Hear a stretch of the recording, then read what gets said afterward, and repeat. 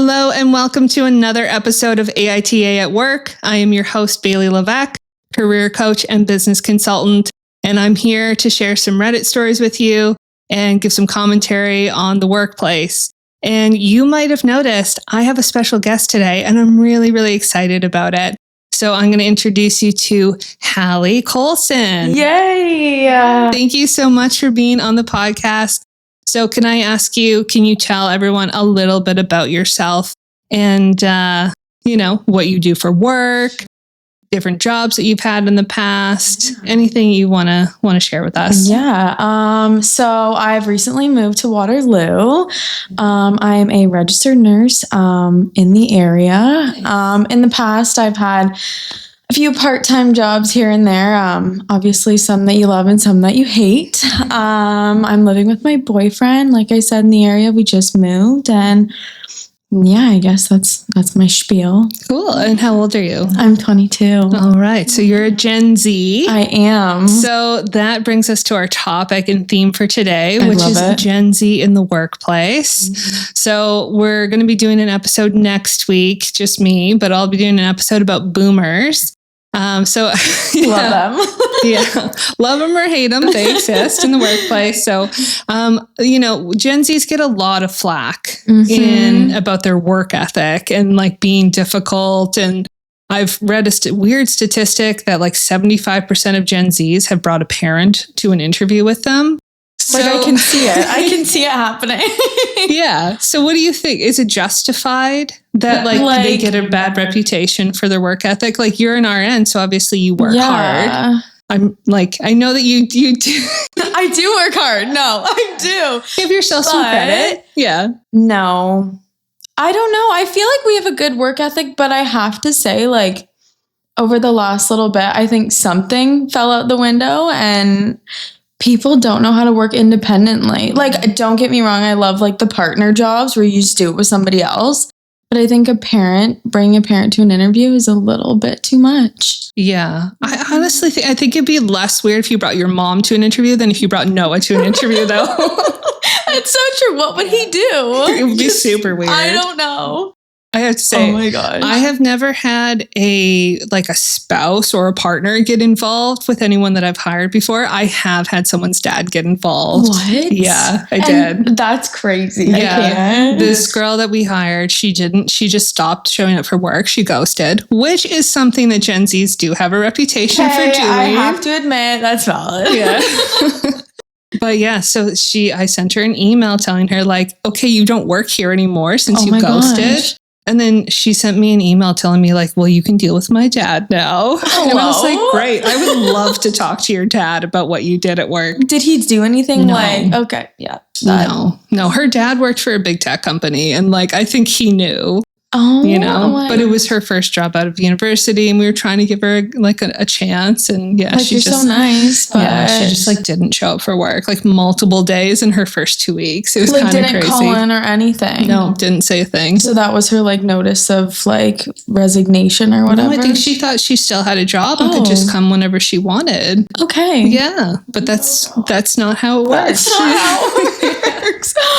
Yeah. Jeez. So what do you think of this idea? So I've heard the commentary that they don't work as hard, but then it's okay, boomers worked really hard because they knew that there was going to be a big payout. Okay. You work this hard because you can buy a house, you can get a car, you can get all this stuff. What are your thoughts on do you think it's demoralizing for Gen Z to not work as hard? If they do, that's just kind of what we're going with. That they're not working as hard because there's not the same incentives. See, and yes, I can see with the whole boomers getting that incentives, but at the same time, I feel it is really expensive to live nowadays. So if you don't have a good work ethic, you're not going to get a job or keep a job. Yeah. But I don't know. I feel to an extent, our work ethic isn't the same, but I don't know where that comes from. I feel there's just the expectations are lower. I think that's what it's come down to. And because obviously throughout the generations, I feel it's just gotten less and less. Yeah. And now we're here and it's some of us bring our parents to our interviews. So, yeah. Oh my gosh. Yeah. So you're 22. So are your parents Gen Z or are they boomers? They're Gen X. Oh, sorry. Yeah. Gen X. Yeah. Okay. I get them confused. I don't really know. So yeah, because they're in their 40s. Yes. Yeah. Okay. So did they instill like a good work ethic in you growing up? Yeah. Because I know your dad has a company. Yeah, I would say so. Like for the most part, my work ethic, like what I've been taught is from him. And he was like, I think he like dilly-dallied with a few degrees and then like landed this one and obviously it stuck. And then so yeah, just to preface, I guess, he owns like a construction company. But he started it from the ground up, I think, a couple years before I was born. And then it's a very family oriented thing. So it was like very easy, I guess, to employ people. Yeah. But he's got like his tight knit team. And from there, like, I feel like from my eyes, like they've soared and they've worked so hard. And my mom's a teacher who like does way too much overtime and doesn't get paid for it. So I think their work ethic is like out of this world. Yeah. But that's also just me because I have friends and people I know who like the work ethic isn't there. So I don't know. Interesting. I know. Is it something that you and Noah ever discussed? Because he's in school, so he hasn't had a lot of jobs. Yes. Do you see that he's going to have a good work ethic when he gets a full-time job because of how hard he works at school? I feel like, yeah, and we've honestly had those conversations because like, I'm worried that like that stress is going to move from school to work and like nobody wants that lifestyle. So I've just said like, how do you think it's going to kind of, I guess, transition? Yeah. And he said like, he thinks he'll be good. He wants to have that healthy work-life balance. So I hope, I mean, we don't know, but I hope that like, it'll be easy to kind of be like, this is school and then this is my job and maybe work hard at his job, but like leave it at work kind of thing. Yeah. But if you felt like he wouldn't have a strong work ethic in a job, would that be a deal breaker? I would say, yeah, because what do you have to live for? And I feel like that transitions to home. So if you don't feel like you have something like big to live for, then like, I don't know. I mean, that gets really deep, but like, that's what I mean. No, that's good. Yeah. No, I love perspective. I don't know. Cool. Yeah. Well, so you haven't read any of the stories that we're going to go over today. Mm-hmm. So are you excited to blind react? I am. I'm kind of scared. There's no right or wrong answer. As anyone would tell you that listens to the previous episodes I've done, sometimes I have interesting opinions, but it's all based on like my experience and my work. Perfect. And I've had a million jobs, as we've kind of discussed. So just, base your responses on like your background. There's no right or wrong answer. And you can come for me in the comments. be gentle with her. I love it. Yeah. Okay. Let's jump into story number 1 then. All right. So story number 1 is coming to us from r/AITAH, and they were voted not the asshole.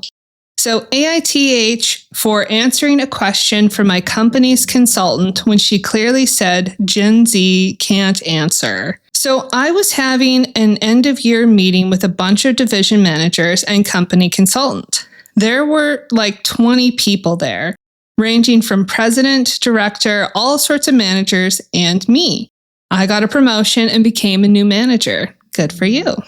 At the end of the meeting, President Director asked the consultant to make up one question, and the winner will get a water bottle. I forgot the question in detail, but it was sort of like this. A father and son spent time together. The son broke his knee, and then they went to the hospital and met a bone surgeon. The surgeon said, "I can't operate on my son." Who is the bone surgeon? I raised my hand and she immediately said, Gen Z can't answer the question. Gen Z usually know the answer. You must know the answer already, right? I said no, because I didn't. Then she let me answer the question. Then I answered it. It was right. My answer was the mother. My explanation was there is already a father and a son, then it must be the mother who is a bone surgeon.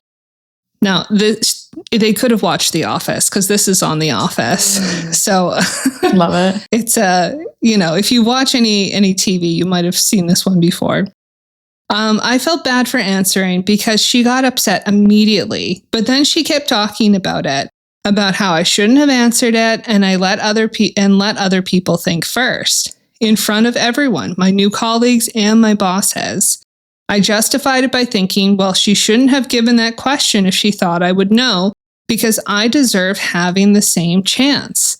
I didn't say anything to her after giving my stupid explanation about why I answered the mother. So am I the asshole?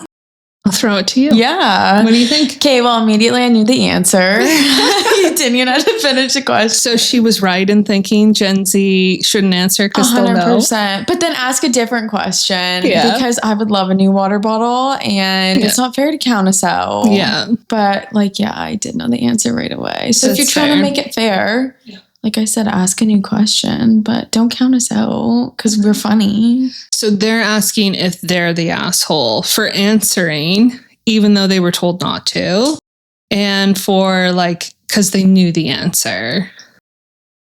Like, I mean, I would keep my mouth shut, but I have a fear of confrontation. So, like, I would say maybe just a little bit. Okay. Yeah. Just because that's me and I'm definitely confrontational. So if I chose to keep my mouth shut, she wouldn't have to go off on a tangent. Yeah.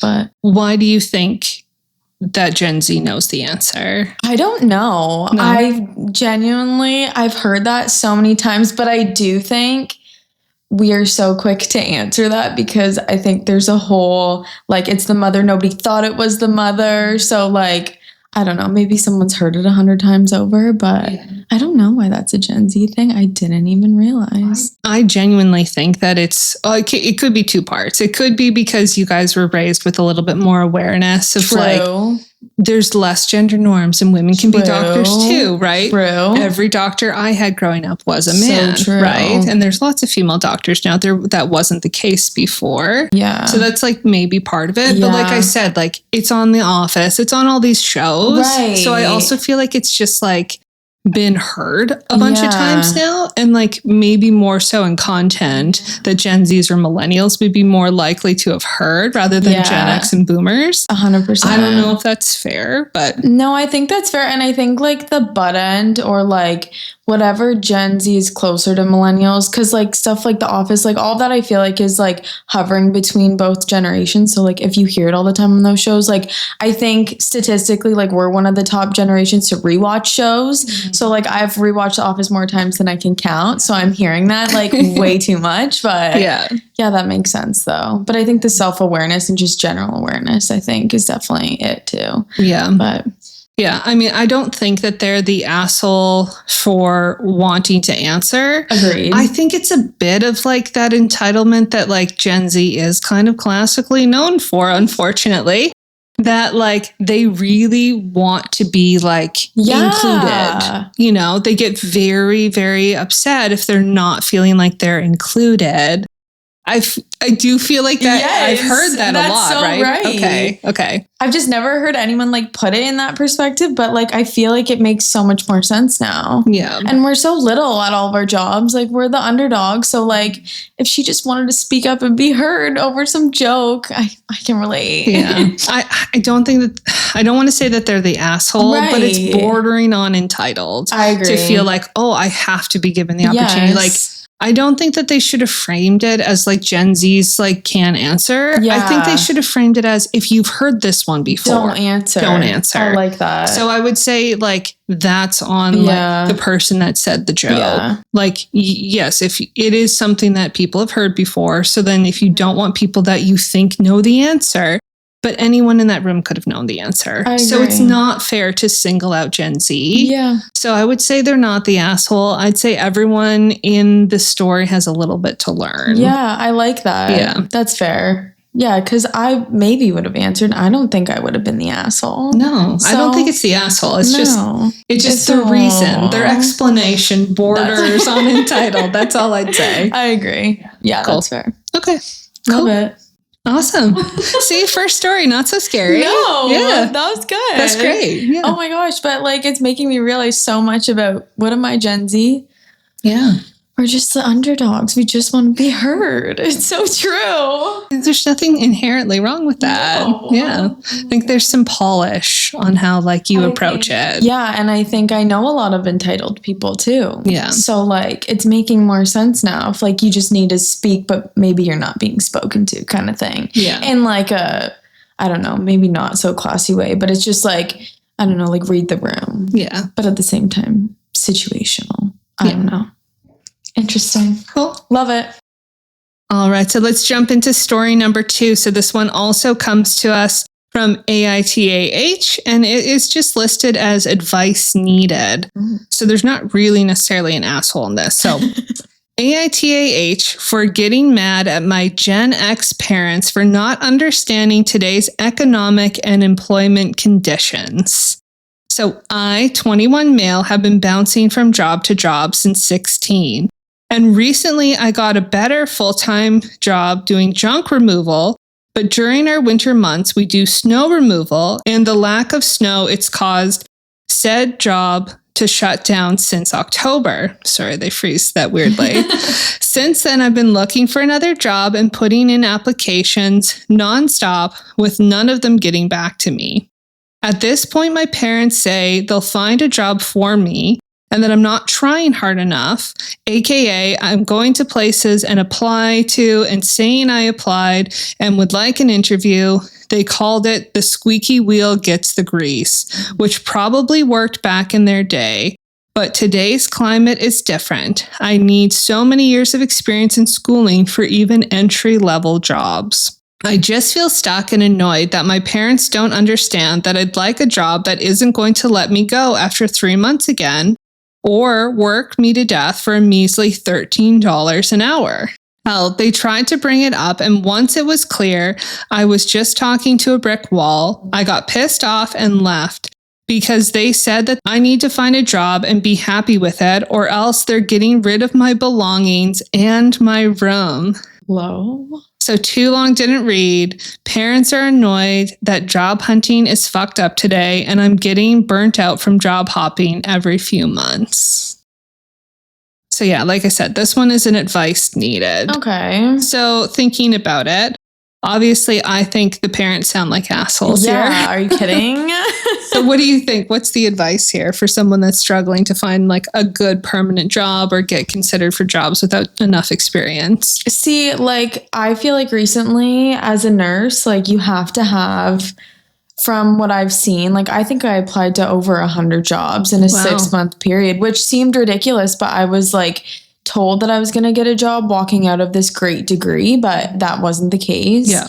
So I don't know, like I feel like it's way harder than people think, and especially like even seasonal jobs, like that's also ridiculous because you're not getting something permanent. But I don't know, I think that first of all, like it's harder than it looks because not only are you either getting no response or rejected, like that takes a toll on somebody's like mental health per se, but just like overall, like you just feel drained. So I don't know, I feel like it's harder than it seems, and I don't know, it's not something that's worthy of getting kicked out for, or like your stuff being taken. And like if you're going to these places asking for interviews, like that's a lot more than I did. And like I feel like it sucks, but like if you don't have any experience, you're not valued as much. But also like, where do you get that experience, if that makes sense? Because it's like, I guess, a never-ending cycle kind of thing. Yeah.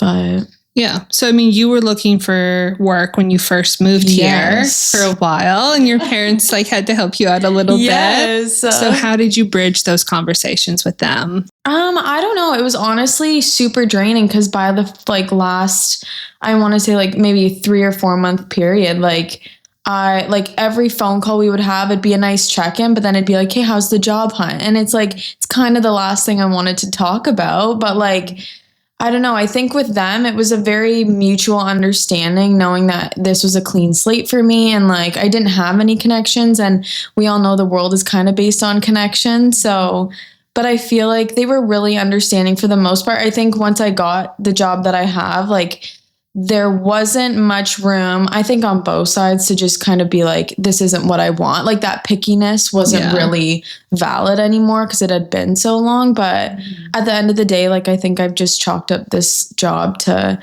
experience is experience, and it'll open more doors. But I think they were, for the most part, really understanding. Yeah. Yeah, it was good. That's good. Yeah. I feel like you're lucky that way. I'm very lucky that way.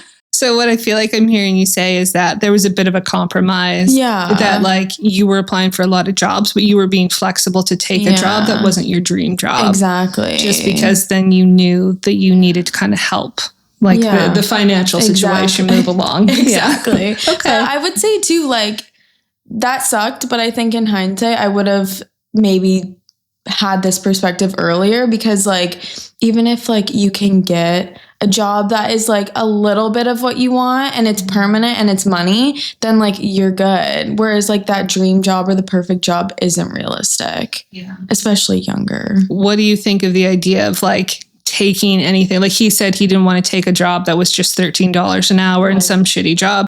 Should he just be taking any job at that point just to appease his parents? Like I know some people kind of feel like if they take a job that they don't really want, then it will tire them out from being able to focus on job hunting. But, you know, in a way, sometimes just having a job makes you have a little bit more confidence and self, you know, it's fulfilling to know like someone hired me for something, and then it's still motivating to move on and do something else. No, I think that's valid. I think that $13 an hour when minimum wage is like, I don't know, $5 more is not. It's probably in the States, which some states, like the minimum wage is like $8. That's true. Yeah. But see, at the same time, I was about to go and apply to serving jobs. So like, really? Yeah, like I was honestly at the end where I'm like, I was applying to anything, which it didn't feel good. But like, yeah, once I got that job, like it felt way better. And like, if I wanted to keep applying, maybe I would. But like, I think for now, once you get accepted, you're honestly just so hyper focused on the fact that somebody wants you and that you have an income that like any job might sound rough, but like, it's not that bad. Yeah. I don't know. I mean, I can say, so I used to be a headhunter. I don't know if that's come up before. Headhunter means recruiter. Like I worked for a company that helped place people in job employment opportunities. I trained people in interviews. I went through resumes. I did resume training, all of that kind of stuff. So the thing that I know from that experience is that it's really helpful going into an interview when you can tell them that you are currently working. It's a lot of times jobs, if they know that you are currently unemployed, they will have questions about it. They don't like to see gaps in your resume. They will also question your work ethic, whether that's fair or not, but they will. Yes. You know, as they should though. And oftentimes they will offer you less money because they see you as more desperate. So if you go in and tell them that you have a job, even if it's not your dream job, sometimes it can be beneficial. Interesting. So my advice to him, given his situation, would be that you should find a job and just take the job and then keep looking for work. You're young. I know it's tiring, but you got energy in there somewhere, you know? Yeah, so, honestly. Like, I think that would be the best thing in the situation. Yes, your parents are being assholes. Yeah. But the best thing you can do in your situation is to find a job to get them off your back. But it will also help your job perspectives and being able to tell people, yeah, it's not my dream job right now, but I am working here. Yeah. It shows that you have a good work ethic. It shows that you're dedicated and that you're not desperate. Yeah. So it can actually be beneficial in that case. So my recommendation would be find a job and take it and then keep looking for something else. So now we're on to story number 3. And this one comes to us from Best of Redditor Updates. Originally, it came from r/relationship advice. So I, 23 female, met my boyfriend's 25 male work wife for the first time, and I'm devastated. So throwaway account because this is pretty personal drama, and I don't want all my friends knowing about it just yet. I have been with my boyfriend for 5 years now, and he's been at his current job for a few years. We will call him Jake. I've never met any of his coworkers until last night, but there's one in particular who we will call Amy. He sometimes does favors for her, fixing her car, going to her house to fix stuff around her house, etc. And I was never really concerned, because he told me that all of his coworkers were a lot older than him. However, one night while I was asleep, his guy friend kept blowing up his phone. So I answered to let him know that Jake was sleeping, and so was I. So please stop calling. Anyways, before I put the phone down, I noticed 5 unread text notifications from Amy. I guess some of the spam notifications were from her. One of them said, quote, "Great, Jake. Now everyone thinks we're fucking," with the laughing emoji. This really concerned me. So the next day after Jake got home from work, I asked about it. And he said that both him and Amy were late for work that morning, so everyone probably assumed that they were sleeping together and it was just a joke. I thought it was a weirdly unprofessional joke and expressed my discomfort. He invited me out to a bar with him and his coworkers that night so that I could meet her and see that there was nothing to worry about. It did not soothe my nerves at all. Turns out Amy is not a lot older than him. She is only 3 years older, and she is super pretty. The entire night, she was all over him. She was touching him, leaning on him, putting his arms around her, and even kissed him on the cheek, and he acted like all of it was normal. They were constantly teasing each other in that middle schooler who doesn't know how to properly flirt yet kind of way. She told me all about how she loves him like a brother. That's always a lie. Yeah.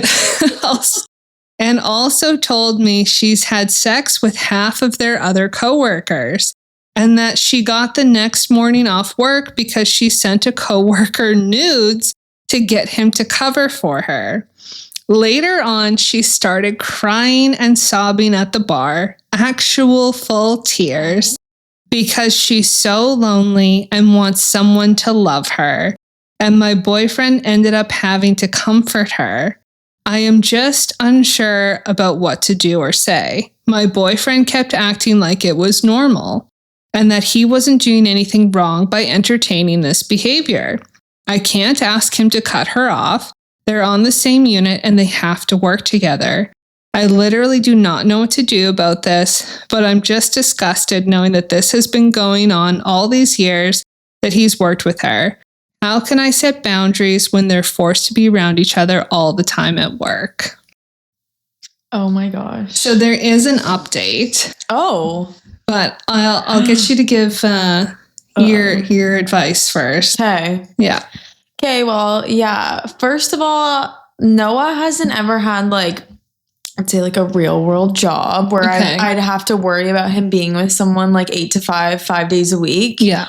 Or whatever the shifts may be. But there's been a few, but I know the girls and I know the intentions and I don't know. Noah's very unaware, but I think it's a male trait that when women are coming on to you, they just don't know. Yeah. And I think that's just one of our superpowers. It's a good and a bad thing. Mm-hmm. But in that sense, if I had to give any advice, it could be that he might not know. He might be that oblivious that this girl is just lonely and insecure, and maybe he can sniff that out. Yeah.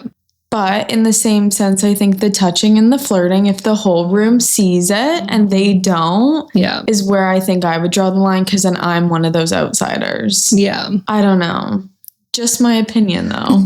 How would you react if you were at a bar with Noah's coworkers and a girl was putting her arms around him and kissed him on the cheek? No, I think that would be a little bit of a I think I could throw hands possibly, but I would try and keep my calm, keep my cool.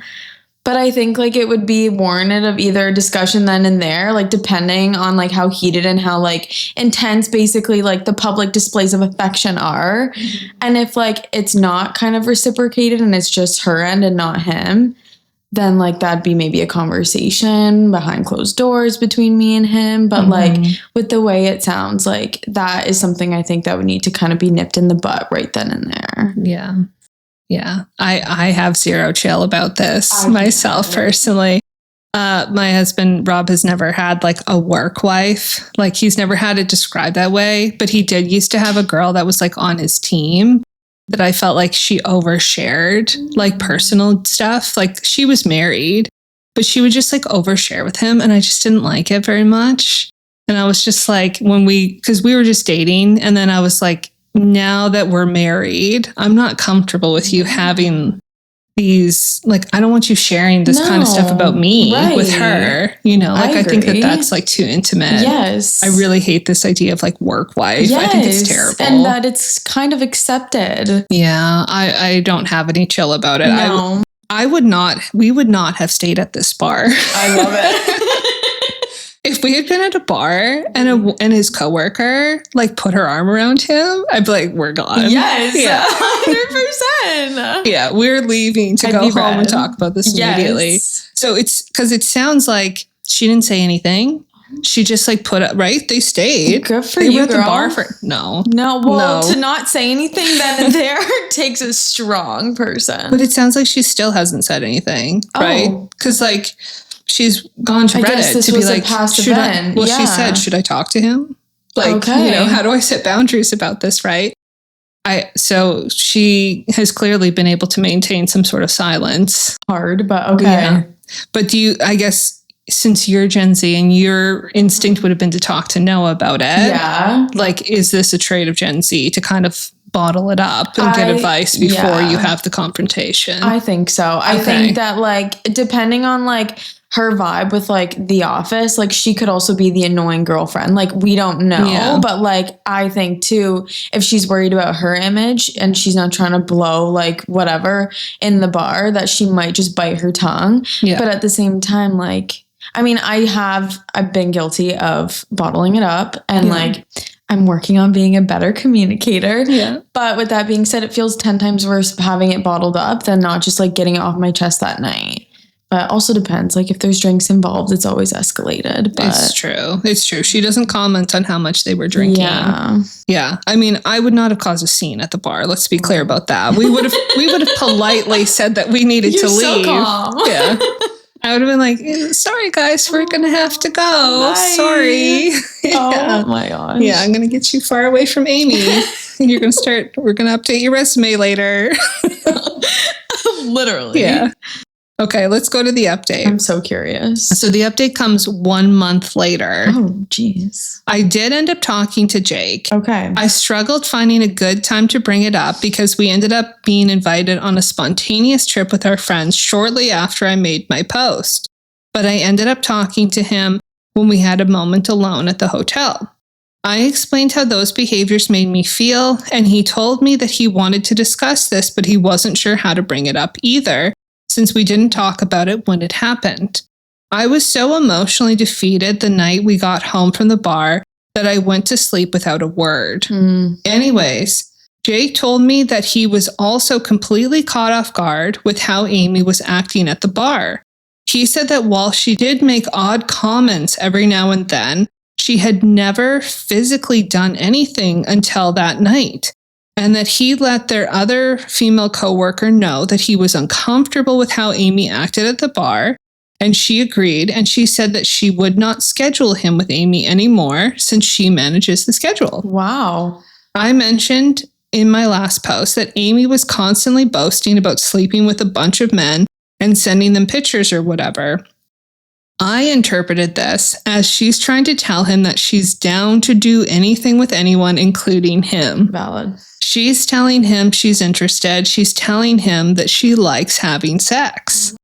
Jake, however, completely interpreted this differently. Of course. He took the flirty comments as her personality because she was this way with everyone. And he interpreted the sleeps with a bunch of men and boasting about it as, I'm not interested in you personally, though, which is why he didn't find it odd.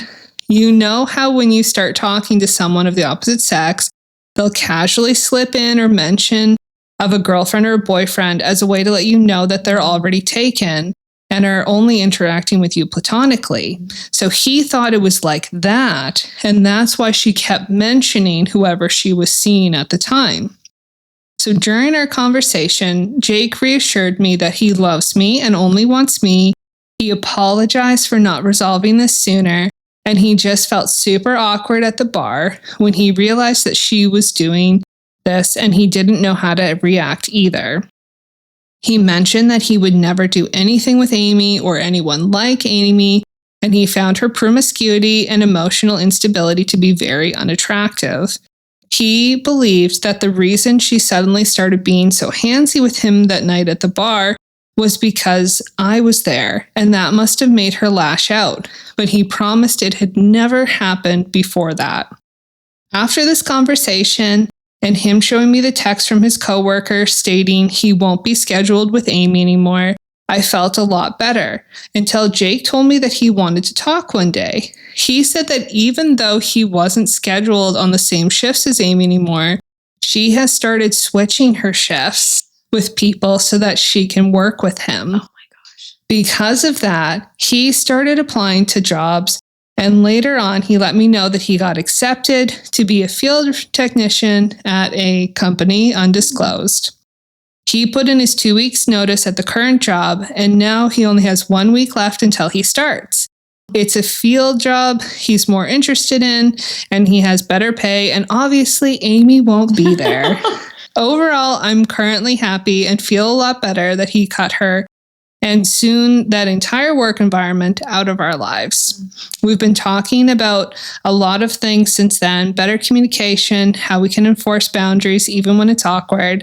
I know this update is going to make a lot of people displeased. Most responses wanted me to end our relationship, but I'm happy with where things are going currently. Thank you again to everyone who responded, except the few who kept accusing me of being AI. LOL. Oh my.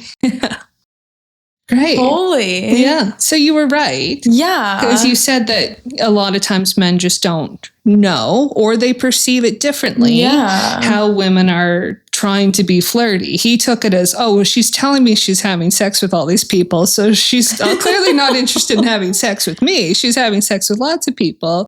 And it's like, no, she's telling you because she wants you to know that she likes to have sex, and she is easy to get, right? Clearly. Yeah. Oh my gosh.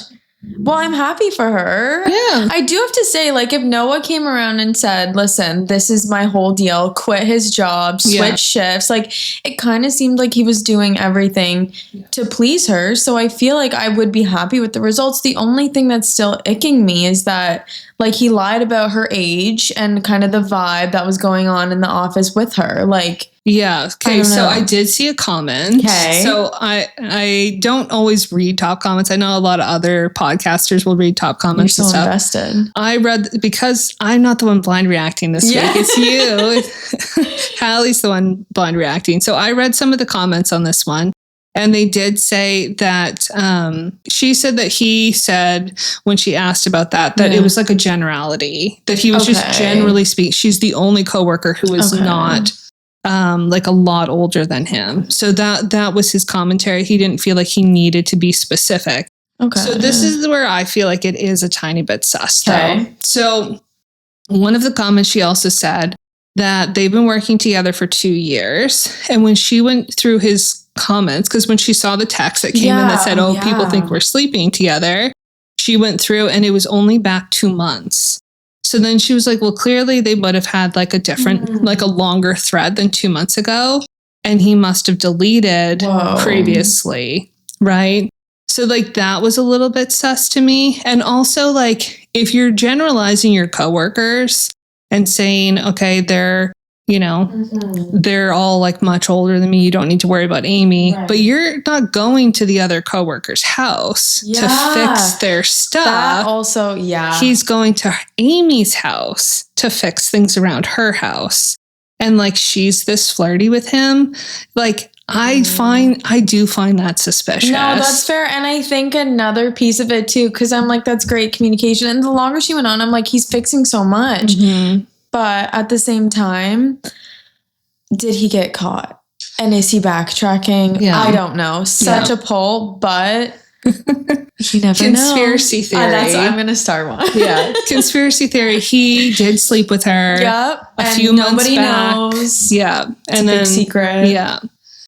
It could be. It could be that he was willing to just make such big sweeping changes so easily and so quickly because he was guilty. Yeah.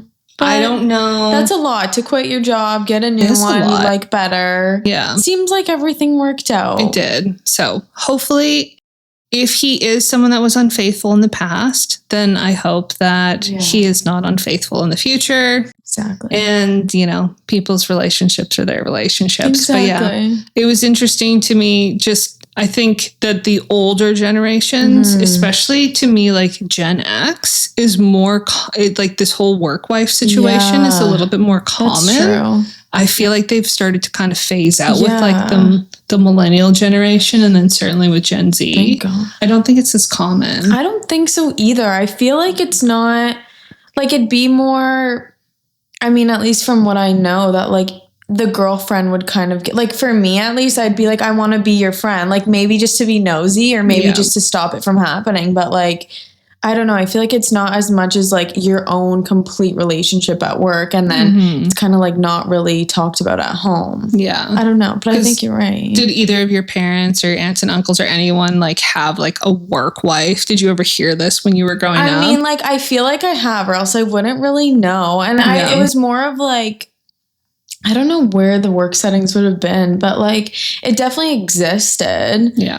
But like, yeah, I feel like I haven't heard that term in so long. Like, which, I'm happy about it. I'll take it. I've heard it a couple episodes ago. There was a story about a work wife. And so if anyone listened to that one, you'll have heard that as well. That was a little bit more of a severe situation. But oh, no.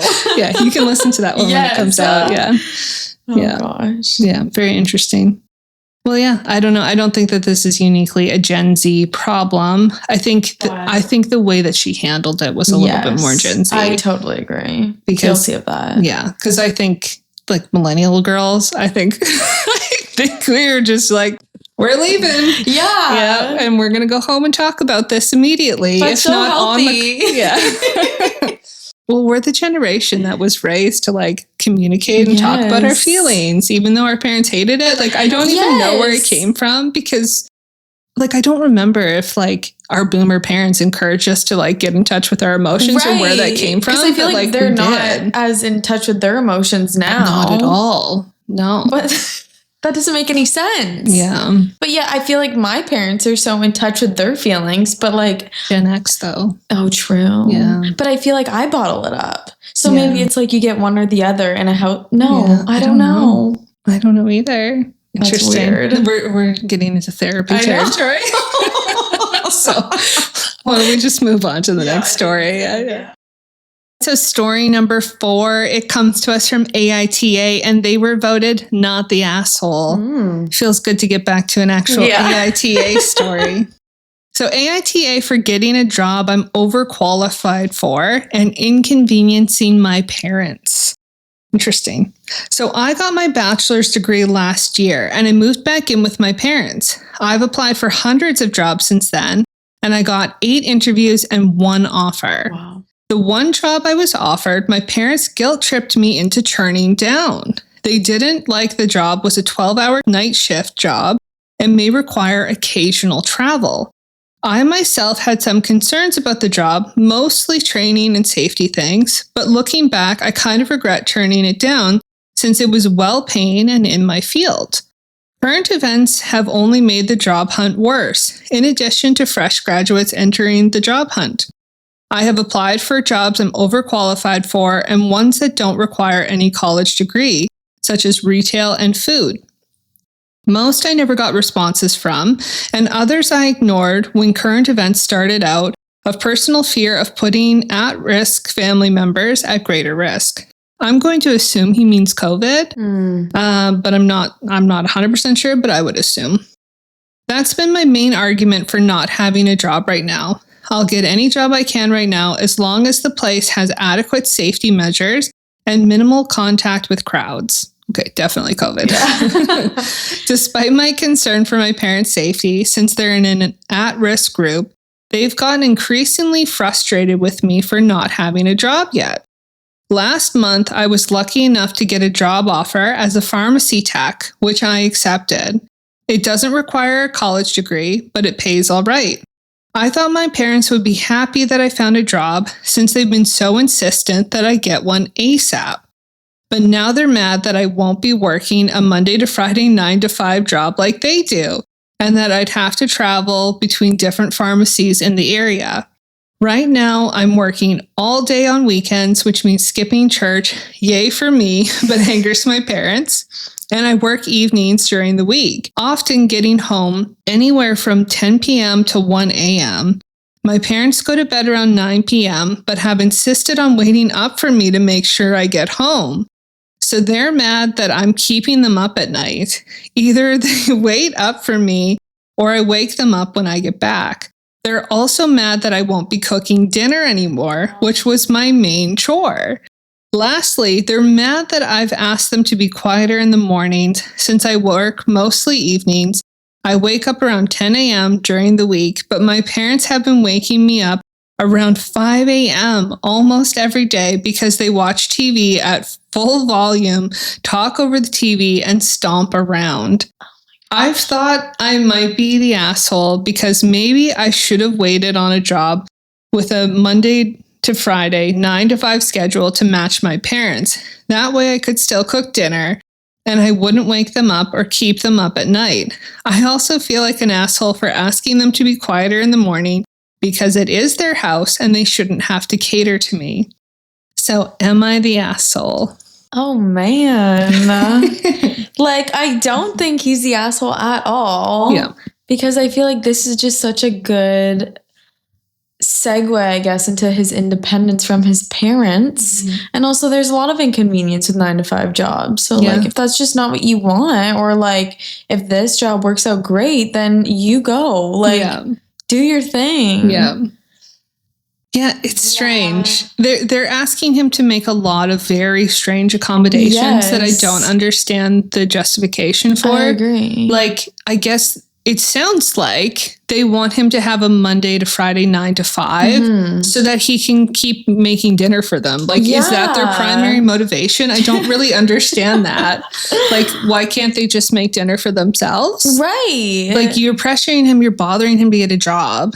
And then he gets offered a job, like before, the original job he was offered. And then they complained about that and didn't want him to take it for whatever reasons. And then he didn't take that. And then it's like, well, why don't you have a job yet? Yeah. Well, why didn't you let me take the job that I got offered? Right. You know? Because you might occasionally travel, which means he'll miss church and can't cook for you. Like, these are weird expectations. Exactly. It's definitely giving like narcissistic parents. I was gonna say, I think there's something going on where they like have to have control, or like, I don't know, because what happens when he moves out? He should move out. Yeah, like as soon as he can, he should definitely be moving out. Oh my gosh. No, I think the expectations are way too high for, like, I don't know however old this person is, but like, you gotta just kind of let him go. I feel like he said 21. Oh my goodness. Did he not? Maybe I'm making that up. Either way, if you're old enough to get a job, you're old enough to be somewhat independent in your lifestyle. Yeah. I think the only exception is if your parents like need physical help and you're their caregiver. Like, that would just be my only, and obviously I'm pulling from a healthcare background and that's where my head goes. But I think like that's the only exception. But then as you're saying it, and I'm thinking this, like, there was a few other things where I'm like, they don't need help. They just prefer that his lifestyle works right alongside theirs for no reason. Yeah. Well, and like they both work. Like he said that they both work. So they're not retired. No. So they're not like living at home bored. No. And like the staying up till 1 a.m. or making him wake them up when he gets home, that's super weird. That's what I did when I was like little. I know. I mean, I definitely know people whose parents are like this, and like it's not normal. But like those types of parents, they'll do it to you when you're in your 40s. No. They will. They don't change. Because there's this baked in entitlement and expectation that they can maintain control over you. Like it does happen. And that's what it's kind of reminding me of. Just like we have to know when you come home. Yes. You know, like I definitely know people that it's like that, and like they're like in their 40s. Do they see and a if problem with it? Yeah, of course. And if they stay with their parents, if they are out visiting friends or go out to dinner or whatever, when they come home, their parents have waited up to make sure that they get home okay. And it's weird. It's really weird. It's super weird. Oh my gosh. No, I think this guy needs to leave. Yeah. If it's new income, move out. Yeah, I think so. I think even there's like a meme, I guess, that I've seen that people talk about parents who wake up their children in the morning when they're trying to sleep. Like that is a specific trait of narcissistic parents. Okay. No, it's like it's an entitlement to it's my house. Yeah. I get to make whatever noise I want, and I'm going to punish you for still being asleep at hours where I want to be making noise. Like vacuuming at 7 a.m. because your child's still asleep is like, it's not necessary. It doesn't have to be done then. The only reason you would do it is as like a pseudo form of punishment, you know, or controlling the hours that they're allowed to be awake. Exactly. So I think the healthiest thing for him is definitely you need to move out as soon as you can. I know that could be hard, especially in this economy, but having like a bunch of roommates might be a lot better for your mental health than having to deal with living with your parents. And I respect that you care about their health. And like during COVID, like it would have been obviously even harder to feel like you could move out and not worry about your parents that way. But also, if you're in a pharmaceutical environment, a more healthcare environment, you're dealing with the public.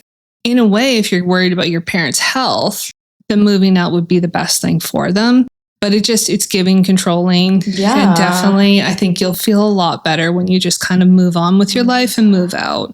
So definitely not the asshole. Yeah. Like, could not be less of the asshole. He's being so considerate. Like, even thinking, well, should I? Am I being crazy? Yeah. You know, and this is what I feel bad for Gen Z a bit, is because I feel like you guys were like, some of you have boomer parents. Yes. Some of you have Gen X parents. Some of you might even have millennial parents. You never know. And then it's like, I feel like you got like this very large gamut of like emotional intelligence levels and like feedback. And I feel like there's a lot of, I don't know what I'm supposed to do in this situation. The right or wrong. You know? Especially if someone's like debating in that situation, like, what should I do? Like, where, I guess, like, are you forming this opinion from? Like, why can't you just, I don't know, stand up for yourself? But like, I don't know, because maybe his friends are like, no. Yeah. It could be cultural as well. There could be a cultural element. He doesn't mention that. Yeah. But like there are some cultures where having that kind of like helicopter parent is a little bit more typical. So I'm not sure, but he didn't mention it, but it could be the case. But yeah, otherwise, I hope that you figured this out. Obviously, if it's from COVID, it's from a few years ago. Yeah. There's no updates that I saw. So hopefully he got himself into a better situation and found a good job and lives on his own. Yeah. So agree. Don't let your parents control your lives. You won't be happy. So amen. Yeah. Oh my gosh. Story number 5 comes to us from r/nursing. Seeking advice. So AITA for going off on a nursing student. I figured it would. Yep. So this happened yesterday, but I stewed on it all night and I couldn't sleep well. I work 11 a.m. till 11 p.m. in the ER. We occasionally get students that will shadow in our ER, but the nearby level 1 trauma center in the inner city hosts most of the students from half dozen BSN and ADN nursing programs in the area. Can you explain what those mean? I don't know ADN, but I actually just saw a video. I think it was this morning. Okay. I want to say it's equivalent to RPN, which would be a 2-year diploma here. And then the BSN is what I have. So that would be the 4-year degree. Is that like bachelor? Yeah, bachelor's of science in nursing. And then I think registered practical nurse diploma kind of thing. Oh, okay, cool. Yeah. So my ER is outside the big part of our city, and we're one of a half dozen non-level 1 ERs in a ring around the city. I have another question. What is a level 1 ER? That I think is high trauma. Okay. Yeah. So like level 1, level 2, level 3 is like the lowest. Okay. Yeah. Cool. All this to say that there's plenty of options for students, and so we don't usually get them. A colleague of mine agreed to shadow a nursing student and had to call out at the last second for a family emergency. So she asked me if I'd let this student shadow as a favor to them, and I said sure. I've done it plenty of times before, but there's always been less of it since the pandemic. Now I don't want to be curmudgeon-y. I was born in 1986, for Christ's sake. I remember everyone sneering about millennials. They still do, but this Gen Z student. No. So this is in quotations. Hey, I'm going to go give some IM Toradol. Do you want to come watch? The Gen Z replied, no, texting without looking up. They said, I'm good. No, see, I wasn't asking you. Yeah. We're not just in the Marines, and I don't need to bark orders, but fine. This happened 3 more times. Once I told her, no, you need to see this, and she seemed disinterested the whole time and fled the room at the first opportunity. I was patient, but this wasn't my student. But finally, I pulled her aside quietly and asked her what the deal was. And then she said, well, I'm going to be a labor and delivery nurse, so I don't really think those are things that I need to bother learning. Hey. Oh, one of those. Percept is an easy ER to get the graduation credit. So I discussed the last time I had to run code in great detail on labor and delivery floor, in excruciating and graphic detail. And this was one neither mom or the baby survived. Oh my.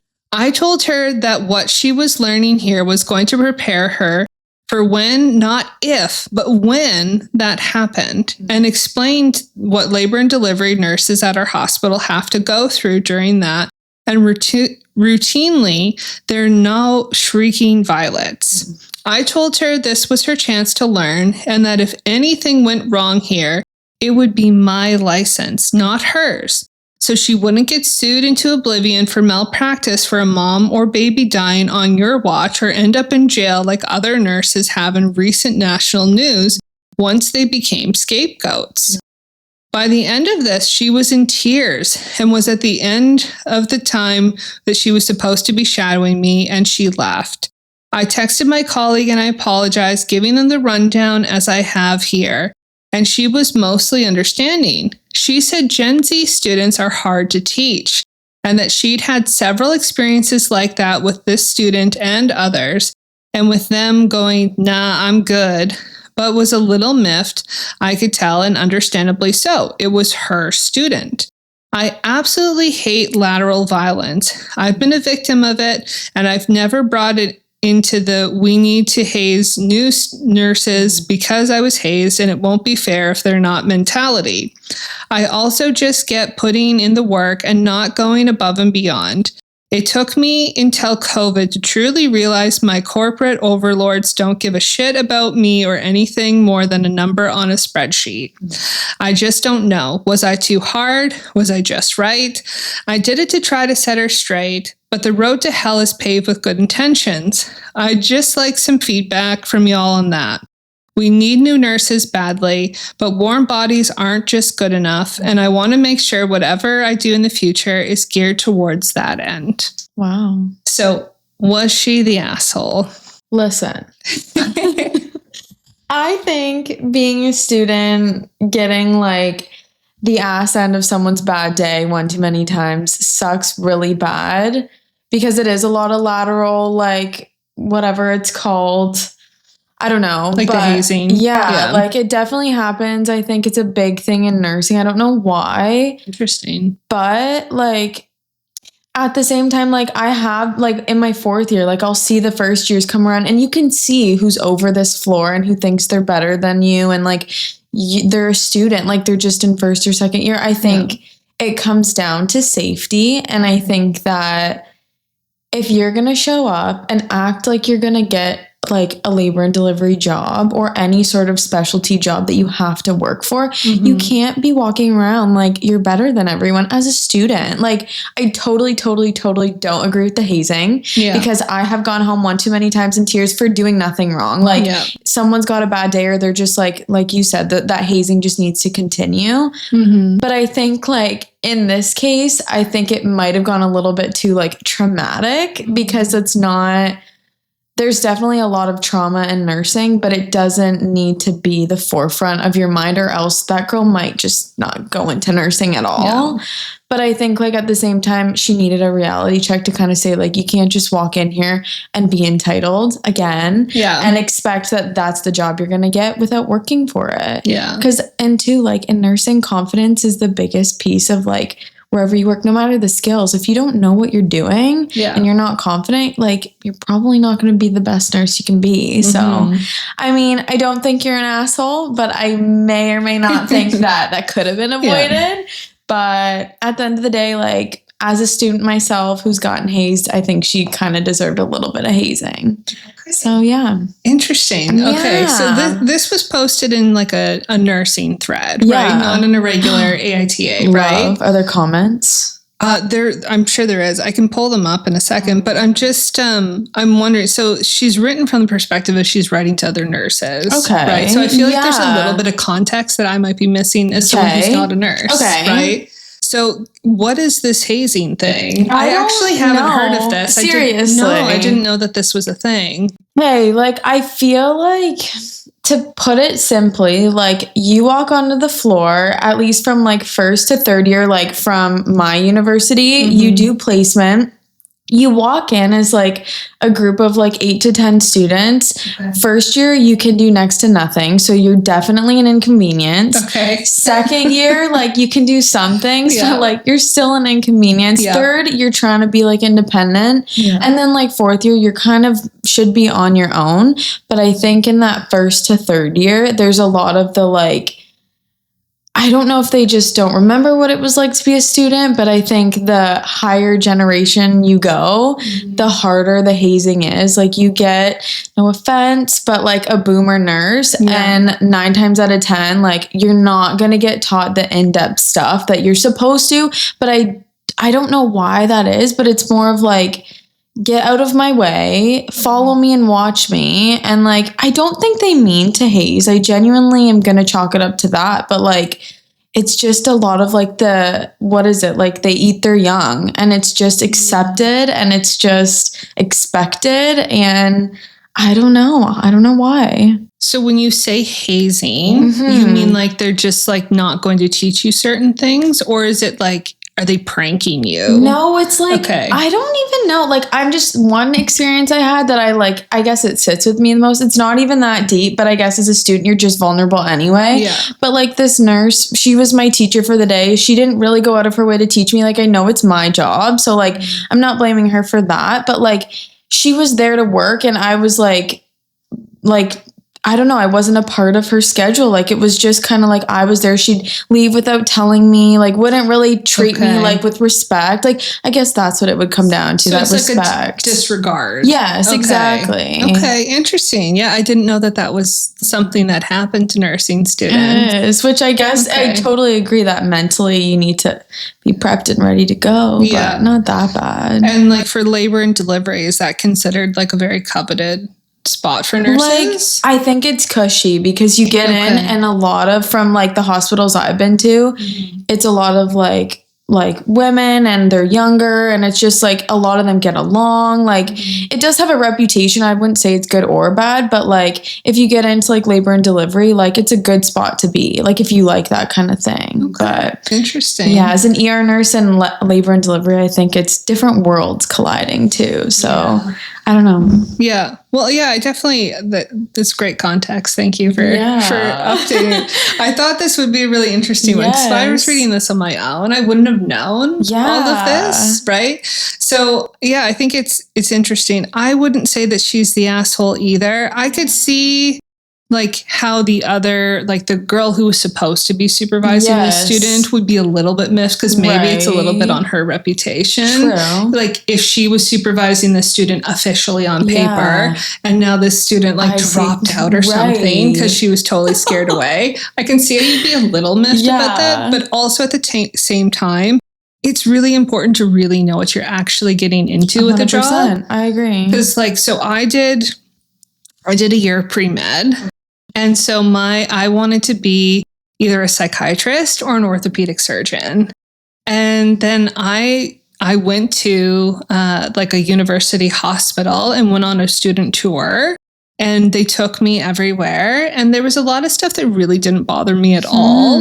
But the thing that I couldn't deal with was the burn unit. So they took me to the burn unit and I was like, I'm out. Fair. I absolutely cannot do that. Yeah. And I knew that if I couldn't handle it, I felt like if there was anything within the realm of like the hospital, that it was I can't do that wasn't going to be a good career path for me. That's fair. That's so fair. I ended up switching and got a sociology degree instead. So a lot less dead bodies in sociology. Yeah.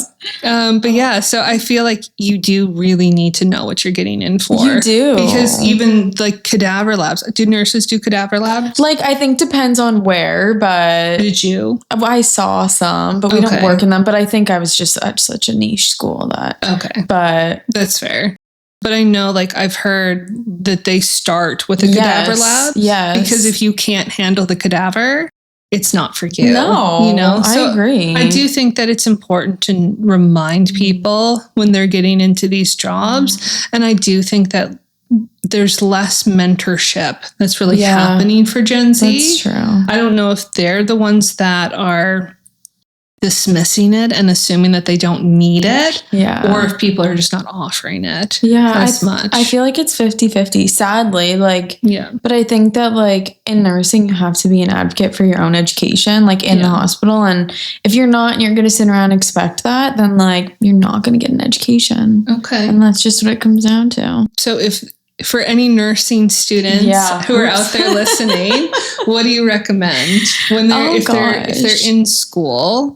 Like, how do they advocate for themselves? I would say, like, as a quiet and shy person, like, I don't like to put myself out there, but I guess first year it would have been nice to know that, like, put yourself out there. Who cares? Like, just go totally out of your comfort zone and you'll learn so much more. You'll graduate with confidence. Like, I think just the difference between not putting yourself out there and learning everything you can versus like actually doing that, like it just does wonders for you and your education and everything. So that's my biggest advice. You're going to get eaten the old eat their young or whatever that saying is, but it's worth it in the end. Okay.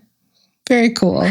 So the top comment says, I don't see this as bullying or nurses eating their young or lateral violence. She was there to learn and chose not to. I think you handled this exactly right. Okay, then I'd say I agree with that. Yeah, I can totally see that as well. I don't think that she's the asshole. I think obviously, you know, we talk about on this podcast a lot, like, let's try to be kind to everyone. I don't think she was unkind. She wasn't rude. She wasn't putting them down. Yeah. She was trying to give them a reality check. And I think that that's actually a kindness. Yep. You know? I agree. Because if this isn't for you, get out now while you still can. Yeah. Pivot if you can. Right? At this point. Yeah. No, definitely. I agree. Cool. All right, story number 6. This one comes to us from Best of Redditor Updates as well, and they were voted not the asshole. The title of the story is, My entry-level employee gave me a bunch of off-base constructive criticism. Oh. I'm a manager of a smaller group, less than 20 people, in a huge firm.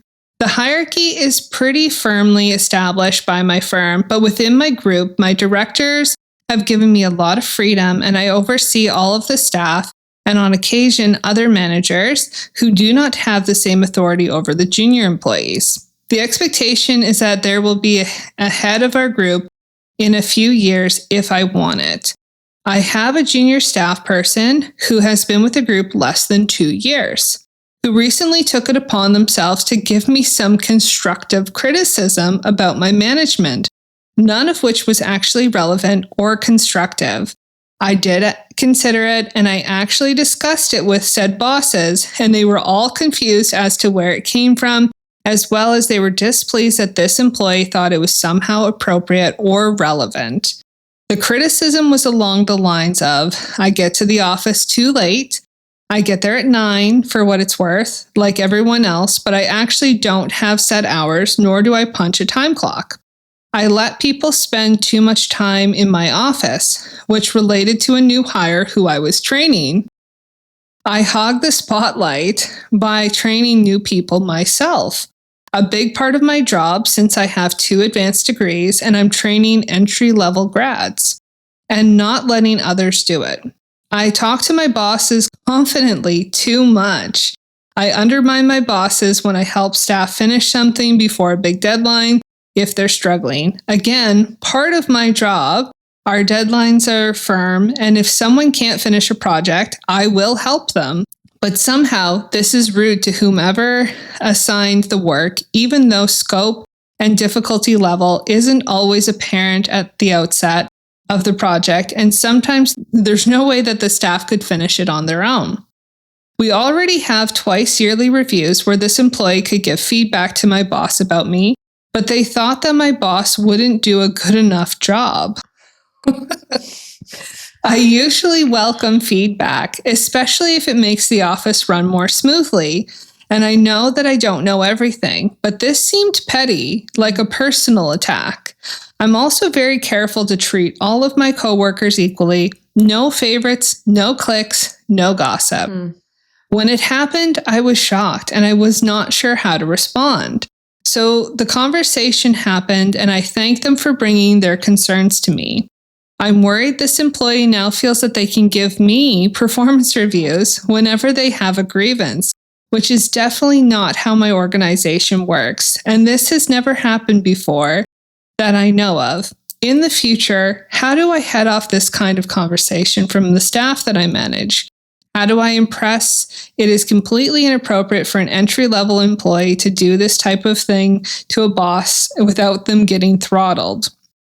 For what it's worth, this person has a huge entitlement and attitude problem, which I have addressed with them several times, but they refuse to try to improve.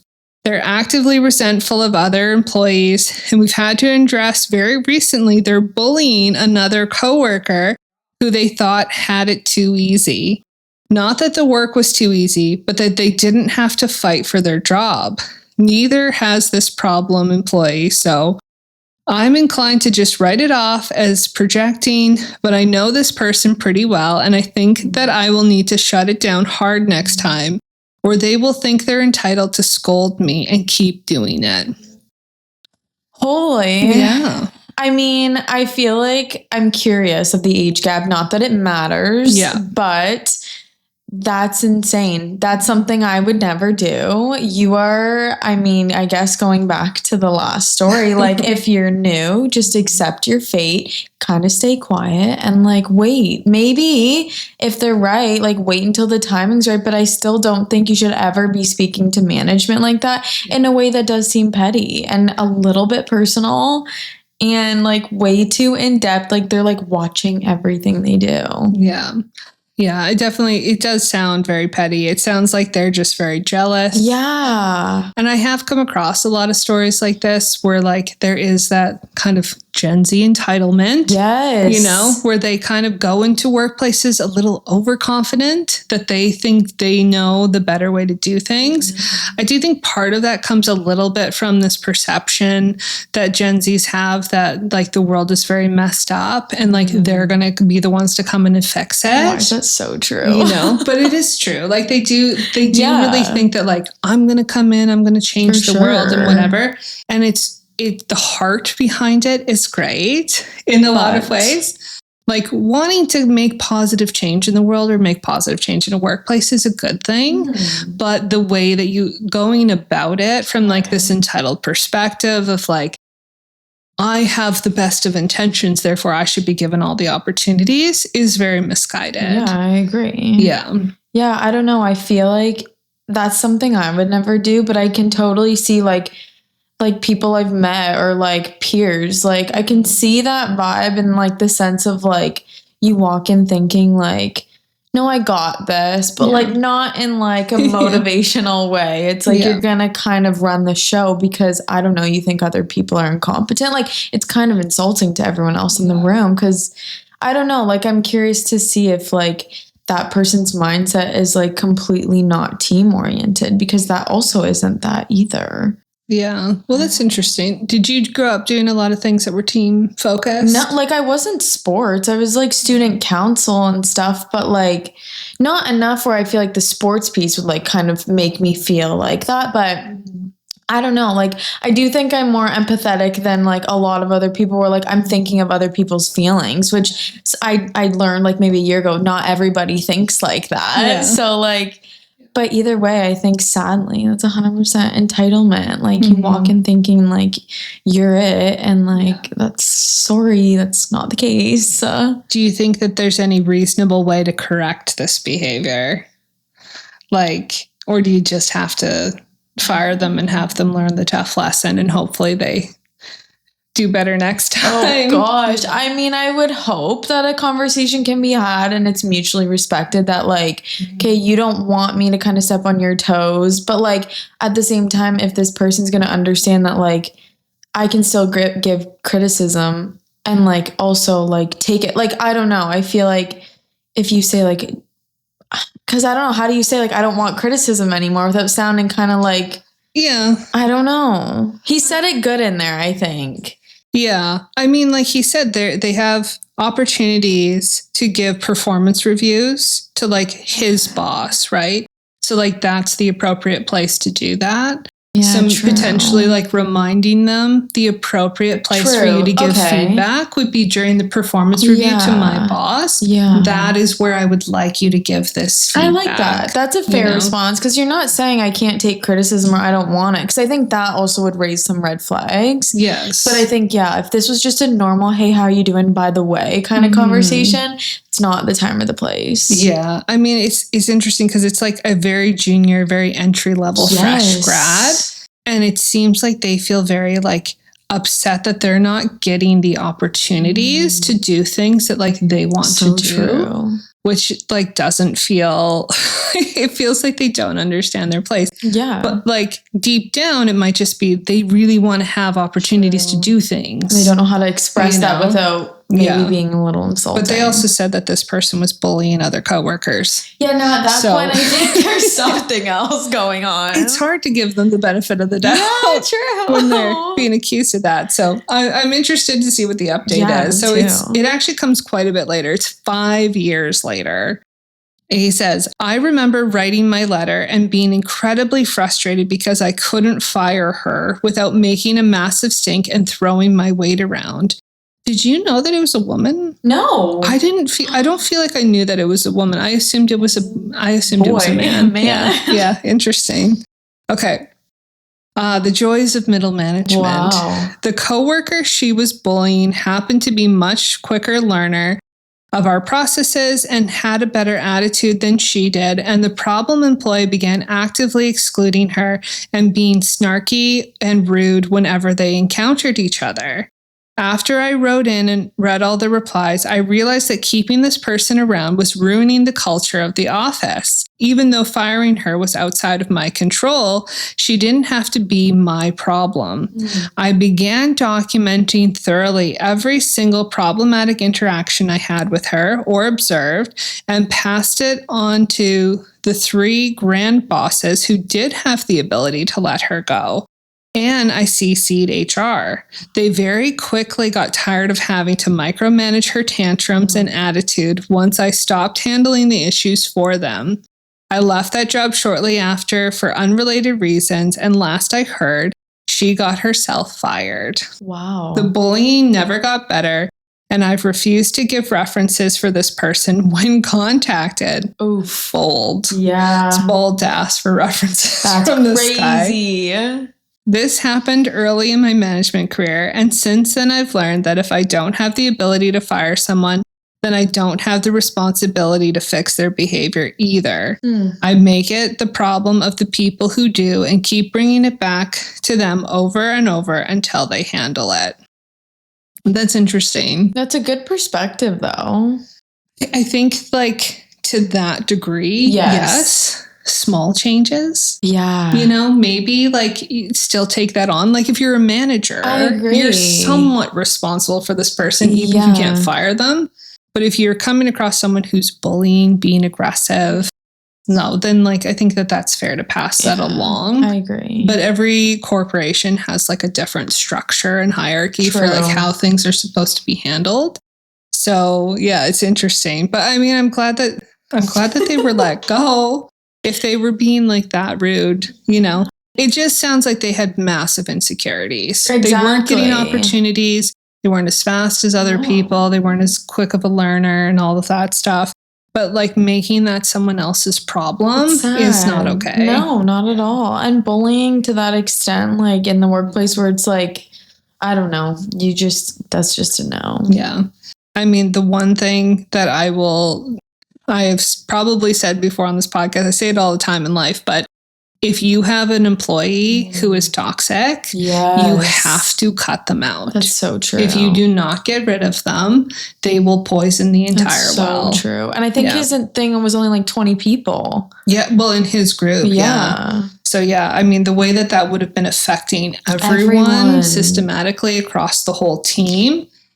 You know, having someone that's really toxic on the team is a weight and a burden on people. So yeah, I definitely don't think you're the asshole. I think he handled it pretty well. Agreed. And yeah, it feels like the right thing happened. Jeez. Yeah. Agreed.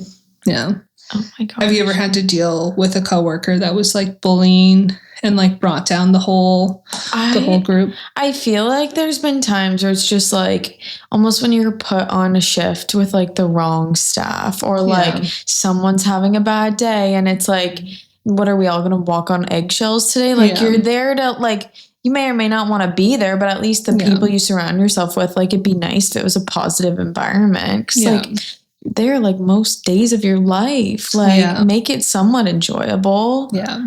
Yeah, I've heard people say, you know, they're not paying me to have a good attitude. And it's like, they kind of are though. Yeah, but that's on you, buddy. I'm certainly not paying you to have a shitty attitude, you know? Goes hand in hand. I'm not paying you to be here and complain. Like if you don't want to be here, then don't be here. You can go work somewhere else. Like you're in work, you don't have a lot of agency and autonomy. If you work for a corporation, like over a lot. Right. What you do have agency over is how you react, how you respond to people, how you behave, what your attitude is. You have the power to uplift and change the energy in the workplace for the better.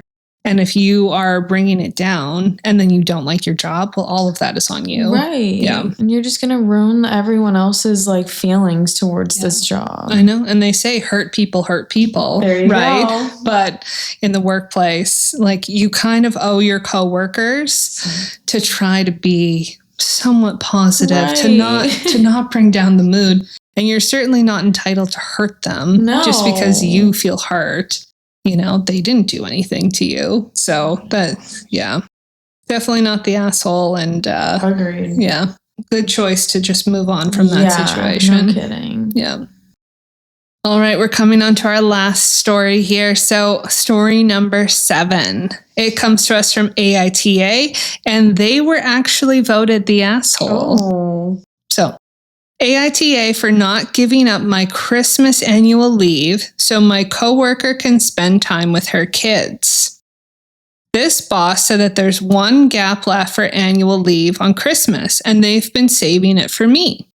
According to him, any new employees, once they've passed the probation period, will get the first Christmas off. Here's the thing. I don't care if I work Christmas or not, and I'll be on my own this Christmas as I don't celebrate it. 2 days later, this was 3 days ago, I had a colleague come up to me and she was talking about annual leave and asked if I would consider switching, and my response was no.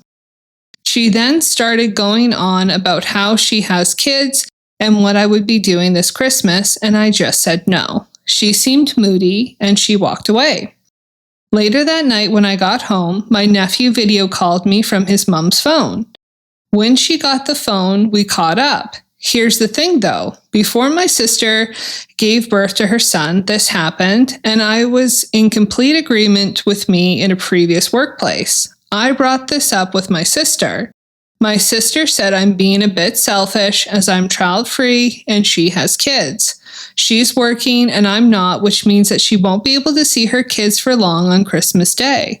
She also brought up the fact I'm not bothering to come up and see the family this Christmas, and I'll be spending 3 of the days phone-free, so I won't be communicating with anyone. AITA for not giving up my annual leave to a mom with kids when I'm going to be off and she's going to be working, even though I don't care if I work or don't work. There's an edit. I'm just going to read it. It just seems to be a comment to the response they got. Holy shit, just went on Reddit and didn't expect this to blow up. I am a 25 female. Not sure if it's relevant, but I've chosen a child-free life. About 3 months ago, I got started with a new job and have just passed the probation period, and now my bosses are sorting out my annual leave with me. This account got suspended.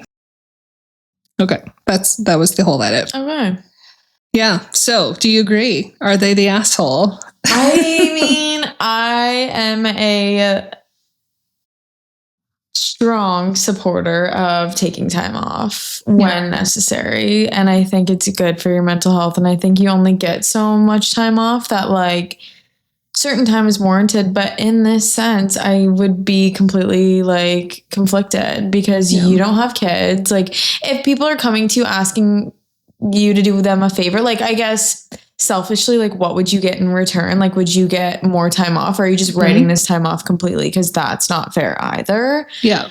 But I don't know. I'm interested also the sister's perspective, because she was saying that she agreed, and now that she has kids, she doesn't agree. Like she can't see like her perspective. So I don't know, but at the same time, kids or no kids, you're entitled to time off. You're entitled to the holidays off. Like, I don't know. Maybe we know too much, because she said she doesn't even celebrate either. But yeah, I think that's the mistake they made to the Reddit crowd, is saying that like, well, I don't care if I work or not, but like, I'm not going to switch with you.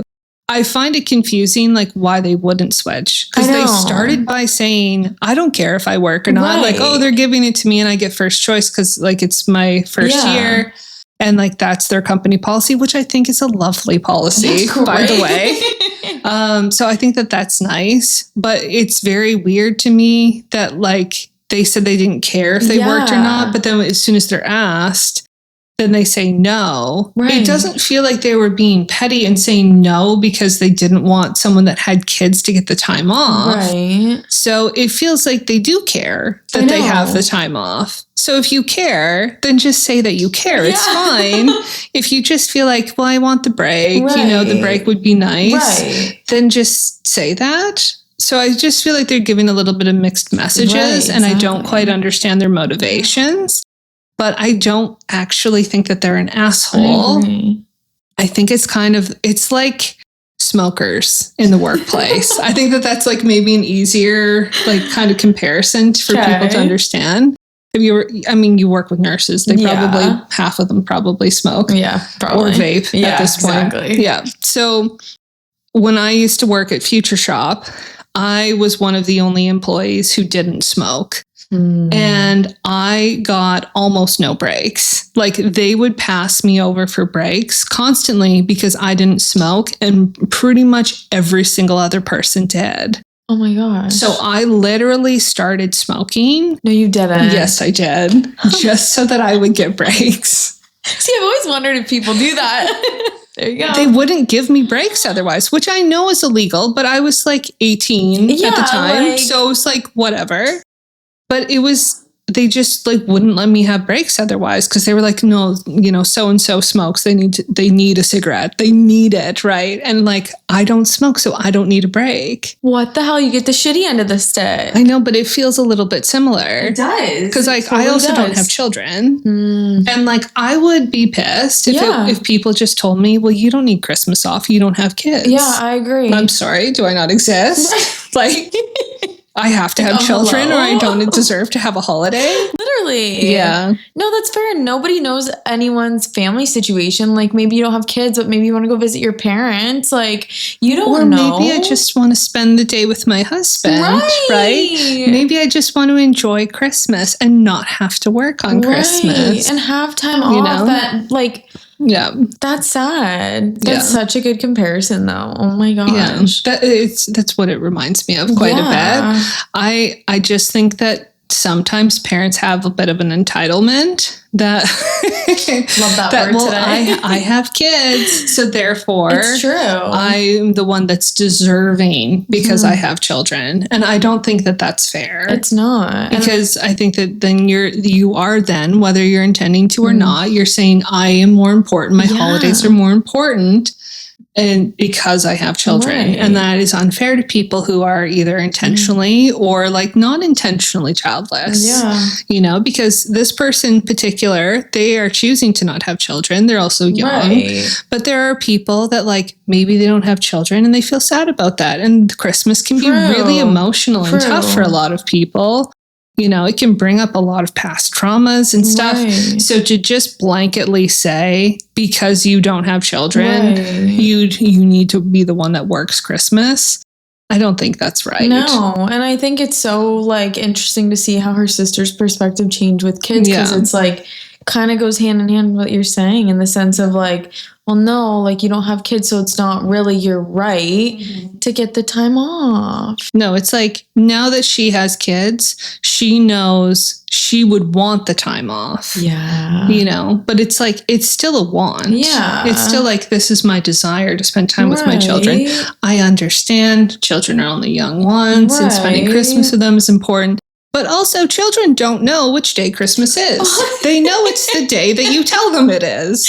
So can you just tell them it's a different day? True. Like, hey, that's smart. I don't know. It doesn't matter. I don't know how old the children are, but like young enough, you know, if it's the 24th and not the 25th, like they're not going to know the difference. Give them presents and they'll be okay. Yeah. So I think that everyone was being unfair, and especially I can imagine, because I have seen and experienced firsthand how Reddit comes for the childless. They're very aggressive to people that don't have children. I've been told on Reddit before, like, I don't have kids, so like, therefore, like your opinion's not valid? Well, you know, because like we have like the noisy neighbor that has children, and you know, people tore a strip off me saying like, well, you don't have children, so like therefore you don't understand how. It's like, no, valid. I don't think so. Yeah. Oh my gosh. Yeah. That's sad. You should get punished for choosing a lifestyle of whatever you want. Yeah. But isn't it a thing now with Gen Zs? I can't think of the acronym, but it's like, it's like dual income, no kids. Yeah. What is that? Dual income. DINK. Oh, yeah. That's now being embraced. So I hope that people just run with it and we can stick to that. Yeah. I mean, the reality is you're entitled to take your holiday. It was given to you. You were not obligated to switch. No. I can see if there was special extenuating circumstances where it was like, my mom is sick and I need to go see her. 100%. Or like, but just because you want to be home on Christmas, you've chosen to work one of the very few jobs in the world that are open on Christmas Day. Right. Which I don't even like. Do you work in fast food? Maybe. Like, I'm not really sure where they work, but like you clearly work somewhere that's open on Christmas. If it's that important to you, potentially you could find a job that's not open on Christmas. Just because you want it off and to spend time with your kids, it is not your coworker's problem. 100%. You are not entitled to them switching with you. It doesn't sound like this coworker made it a big deal, but we also don't know what happened later. But I just feel bad for how they came for OP in like the post on Reddit, because it's not fair to tell them that they're the asshole for not switching. I agree. And even that guilt is not necessary because you've worked just as hard to get time off. Yeah. Yeah. Yeah, I agree. Not the asshole. Yeah. That's what I vote. Yeah, me too.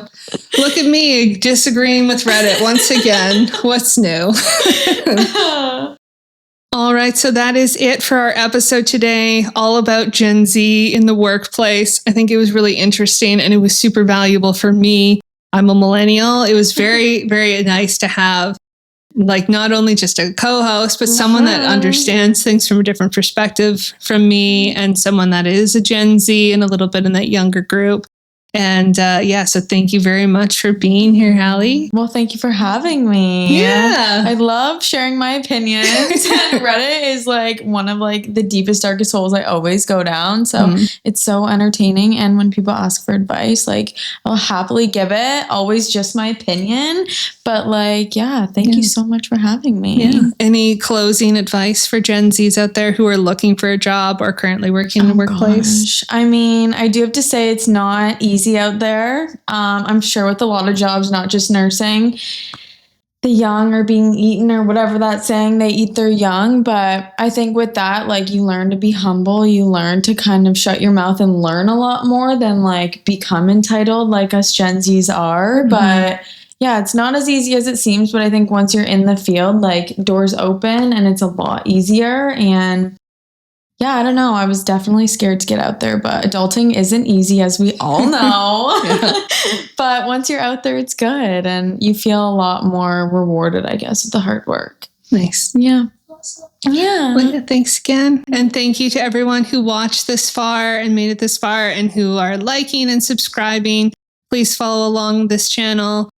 Whether it's on YouTube, Spotify, Apple, or on Instagram or TikTok. I appreciate all of the support that you guys are giving me, and I'm so thankful and blessed for all of you that have followed along this far and will continue to learn. Please go back and watch the other videos if you haven't. Subscribe and turn your noties on so that you'll get notified of the next upcoming episodes. And let me know in the comments if you liked this format of me having a co-host. This is the first one where I've had a guest. And it is a little bit different. It's definitely going to be a longer episode because we had more conversation and discussion. So let me know if you liked that. Leave a comment below and let me know. Do you want more episodes where there's a co-host? Should I have her back? Hey. Yes, she'll have me. Yeah, let me know. And thank you. And we'll see you guys on the next one. Like I said, the next episode is about boomers. You won't want to miss it. I go on a bit of a rant. So great. We'll see you guys next time.